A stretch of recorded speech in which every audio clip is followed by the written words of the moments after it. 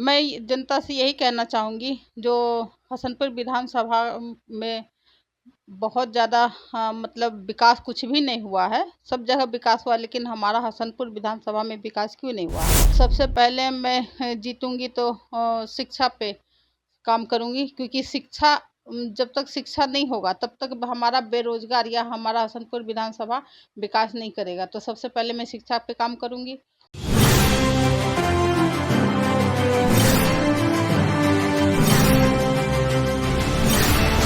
गुप्ता जी के यहाँ पर कुछ चुनावी चर्चा की बात करूंगा और जन स्वराज पार्टी से ये इनको टिकट मिलने की उम्मीद है, जिस बारे में हम इनसे बात करेंगे।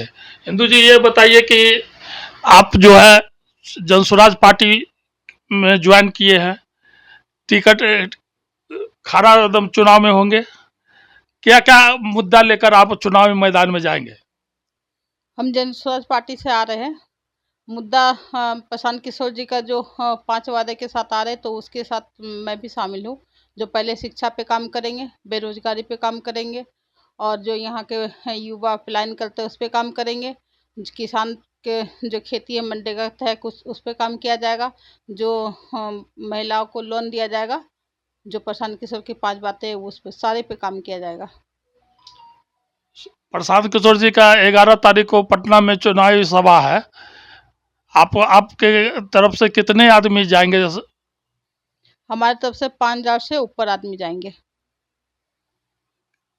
आपको चुनावी मैदान में जो है बड़े बड़े दिग्गज लोग हैं, उधर राजकुमार जी हुए, पुष्पम जी हुए, और भी लोग उम्मीदवारी का दावा है उन लोग का। उस बीच में आप कैसा आप पहल करेंगे? मैं जनता से यही कहना चाहूँगी, जो हसनपुर विधानसभा में बहुत ज़्यादा मतलब विकास कुछ भी नहीं हुआ है। सब जगह विकास हुआ, लेकिन हमारा हसनपुर विधानसभा में विकास क्यों नहीं हुआ है? इसका कारण कहीं न कहीं जो जनता मालिक है, मतदाता हमारे वही है। क्योंकि वो ऐसे आदमी को वोट देते हैं जो वोट लेके और चले जाते हैं और काम यहाँ कुछ भी नहीं करते हैं। अगले बार हम लोग तेज प्रताप जी को जिताए थे, लेकिन यहाँ देखिए विकास क्या हुआ। किसी कोई भी काम नहीं हुआ है। रोड रास्ता देख लीजिए, शिक्षा देख लीजिए, चाहे किसी स्थिति पे देखिए, काम कहीं नहीं अच्छा। हॉस्पिटल तो बन गया, लेकिन वहाँ डॉक्टर अच्छा नहीं है। रेलवे ला दिए, लेकिन वहाँ ट्रेन अभी तक नहीं चल रही है। तो विकास कहाँ से होगा? आप जीतने के बाद विकास के कौन सा कार्य काम शुरू करेंगे? सबसे पहले मैं जीतूंगी तो शिक्षा पे काम करूंगी, क्योंकि शिक्षा जब तक शिक्षा नहीं होगा तब तक हमारा बेरोजगार या हमारा हसनपुर विधानसभा विकास नहीं करेगा। तो सबसे पहले मैं शिक्षा पे काम करूंगी। उसके बाद जो महिला के लिए छोटा छोटा लोन देने का काम है, जैसे 1 लाख रुपए देंगे तो उनको 400 रुपये ही सालाना भरना पड़ेगा, 4% ब्याज के हिसाब से। तो वो कोई भी महिला 1 लाख रुपया लेके, और अगर कुछ काम उनको नहीं आता, जो हमारी घरेलू महिला है यहाँ पे, वो 2 गाय लेके भी अपना जीवन यापन कर सकती है। और जो किसानों के लिए है, किसान को खेती किया जाएगा और उसको मनरेगा तहत जो उसमें मजदूर लगेगा वो फ्री ऑफ कॉस्ट मिलेगा। उससे किसान की भी उन्नति आगे बढ़ेगी।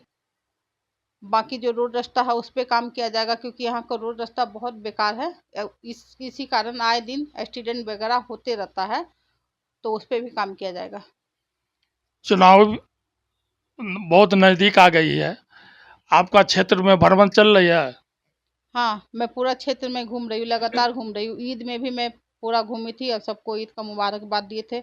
उस कारण क्षेत्र में बहुत घूमना फिरना हुआ, और जो परेशानियां हैं वो सब भी देखने को मिला। रोड रास्ता का यहाँ बहुत परेशानी है।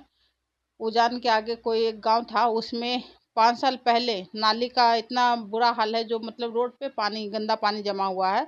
और वो तेज प्रताप जी बोले थे ठीक करवाएंगे, लेकिन वो ठीक नहीं हुआ आज तक। वो भी शिकायत आ रहा। सबका यही कहना है, जो मैडम मुझे बदलाव करना है हसनपुर विधानसभा का, मैं बदलाव करना चाहता हूँ, इसलिए मुझे यहाँ का विधायक को बदलना है। और आप आइए, और आपको हम लोग पूरी तरह से मतदाता सपोर्ट करेंगे, और आपको जनता का आवाज़ बन के आगे जाना है। जो भी हमारी सरकार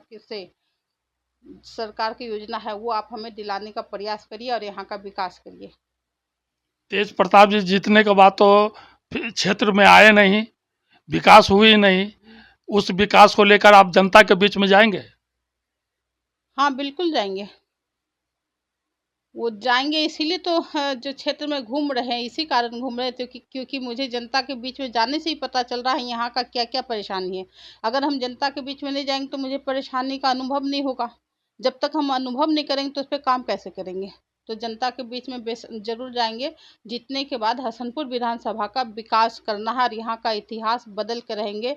विकास होना है तो होना है, लेकिन इसका मालिक जनता है। अगर जनता मुझे आगे भेजती है तो हम हसनपुर विधानसभा का विकास करेंगे, क्योंकि जो ये जंग लगा हुआ है 72 साल से, वो 2 मिनट में ख़त्म नहीं होगा, वो धीरे धीरे करके ही ख़त्म होगा। इसलिए मैं जनता को ये कहना चाहूँगी कि आपको पहले आपके पास ऑप्शन नहीं था, या तो लालू जी थे या नीतीश जी थे, लेकिन दोनों को आप वोट दिए और उनको टाइम भी दिए, लेकिन यहाँ का कोई विकास नहीं हुआ। तो मैं आपसे ये कहना चाहूँगी तीसरा विकल्प आपके पास प्रशांत किशोर जी है, तो आप ऐसा नेता चुनिए जो आपके बिहार के लिए विकास करे, ना कि विनाश करे। तो इसलिए आप प्रशांत किशोर को एक मौका दे के देखिए। अगर वो आपका काम नहीं करता है तो दोबारा में आप उसको सरकार में नहीं लाइएगा, उसको बदल दीजिएगा, लेकिन एक मौका तो देना चाहिए। अगर कोई नया दुकान भी खुलता है तो हम एक बार उस दुकान को भी मौका देते हैं, भाई एक बार सामान लेके देखते हैं, अगर ये सामान अच्छा हो तो हम उनके पास दोबारा जाते हैं। अगर मुझे सामान अच्छा नहीं लगता तो दोबारा हम पुराने दुकान में चले जाते हैं। तो आप यही सोच रखिए, जो एक बार इनको मौका दे के देखते हैं, प्रशांत किशोर जी को, इंदु गुप्ता को एक बार मौका चाहिए, और आप अपना जो बहुमत वोट है उनको दीजिए और हसनपुर विधानसभा का विकास करिए, अपने बच्चों का विकास करिए। स्टार टीवी से बात करने के लिए इंदु गुप्ता जी, आपका बहुत बहुत धन्यवाद।